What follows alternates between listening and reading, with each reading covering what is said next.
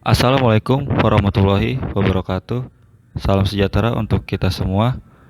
Kami dari kelompok 1 dari kelas hukum A ingin menjelaskan mengenai UNCLOS atau United Nations Convention on the Law of the Sea. Konvensi Perserikatan Bangsa-Bangsa tentang Hukum Laut atau United Nations Convention on the Law of the Sea atau disingkat UNCLOS disebut Konvensi Hukum Laut Internasional atau Hukum Perjanjian Laut, yang artinya perjanjian internasional yang dihasilkan dari Konferensi Perserikatan Bangsa-Bangsa tentang Hukum Laut. Konvensi hukum laut ini didefinisikan hak dan tanggung jawab negara dalam penggunaan laut di dunia serta menetapkan pedoman untuk bisnis, lingkungan, dan pengelolaan sumber daya alam laut. Journey of UNCLOS. Yang pertama, Konferensi Kodifikasi Den Haag tahun 1930 di bawah naungan Liga Bangsa-Bangsa. Yang kedua, Konferensi PBB tentang Hukum Laut yang pertama tahun 1958, UNCLOS yang pertama. Ketiga, Konferensi PBB tentang Hukum Laut kedua tahun 1960, UNCLOS kedua. Keempat, Konferensi PBB tentang Hukum Laut ketiga tahun 1982, UNCLOS ketiga.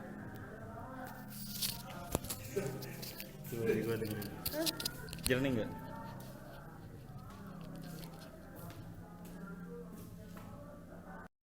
Faktor-faktor yang mempengaruhi negara-negara di dunia membutuhkan pengaturan tatanan hukum laut yang lebih sempurna adalah 1. Modernisasi dalam segala bidang kehidupan. 2. Tersedianya kapal-kapal yang lebih cepat. 3. Bertambah pesatnya perdagangan dunia. 4. Bertambah canggihnya komunikasi internasional. Dan yang terakhir adalah 5. Pertambahan penduduk dunia yang membawa konsekuensi bertambahnya perhatian pada usaha penangkapan ikan.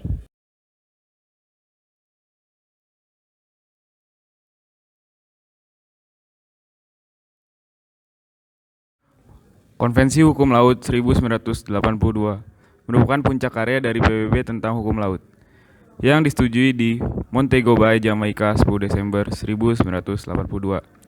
Ditandatangani oleh 119 negara. Berikut adalah 14 negara yang mempunyai ZEE terbesar, yaitu Amerika Serikat, Australia, Kanada, Brazil, Meksiko, Indonesia, Chili, Rusia, Norwegia, Jepang, India, Madagaskar, Portugal, dan Filipina.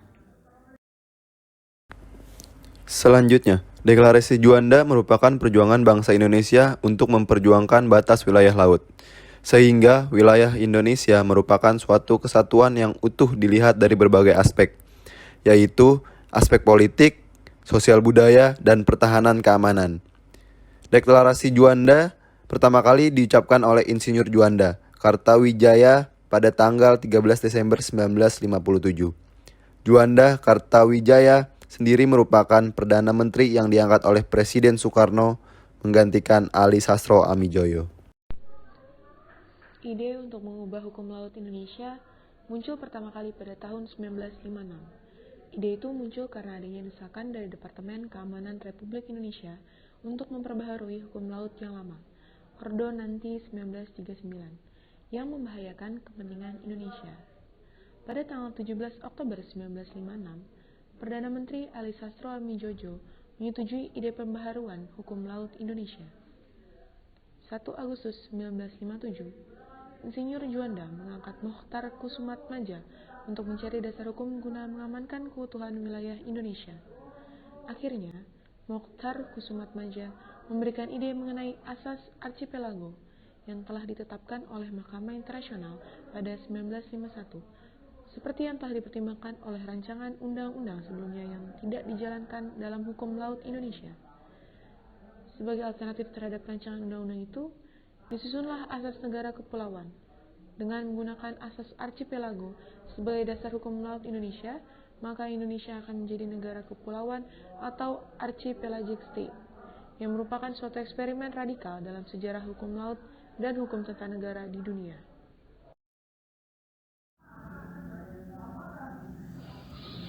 Pada tanggal 13 Desember 1957, Panitia Rancangan Undang-Undang Laut Teritorial dan Lingkungan Maritim dipanggil Juanda di Pejambon, Jakarta.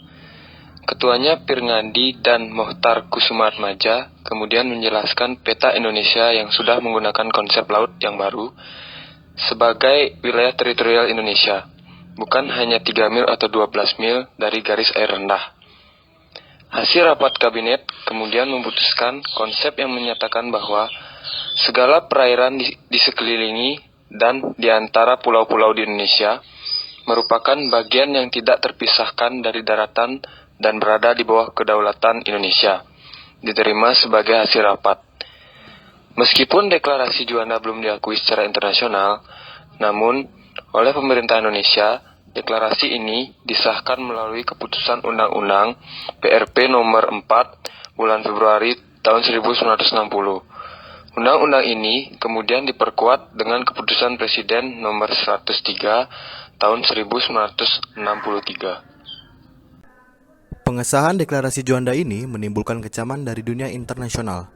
Namun, Indonesia tetap bahwa deklarasi Juanda merupakan solusi yang terbaik untuk menjaga keutuhan laut Indonesia dan dipergunakan untuk kemakmuran rakyat Indonesia.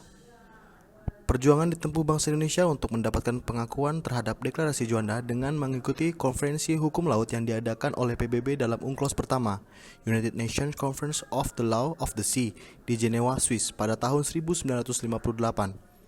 Pada tahun 1960, Indonesia mulai mengajukan deklarasi Juanda di UNCLOS kedua.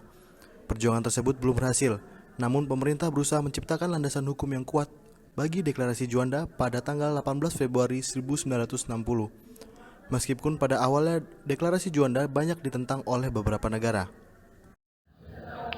Barulah pada konferensi hukum laut PBB ketiga atau UNCLOS ketiga, deklarasi Juanda kemudian diakui dalam konvensi laut hukum laut PBB di Montego Bay, Jamaika, yaitu pada tanggal 10 Desember 1982. Indonesia kemudian meratifikasinya dalam Undang-Undang Nomor 17 Tahun 1985 pada tanggal 31 Desember 1985. Dan pada akhirnya, deklarasi Juanda diakui oleh PBB sejak diucapkan oleh Perdana Menteri Insinyur Juanda. Namun, baru diakui dunia internasional sejak 16 November 1994 setelah 60 negara meratifikasinya. Sekian presentasi dari kelompok kami. Mohon maaf jika ada kekurangan. Wassalamualaikum warahmatullahi wabarakatuh.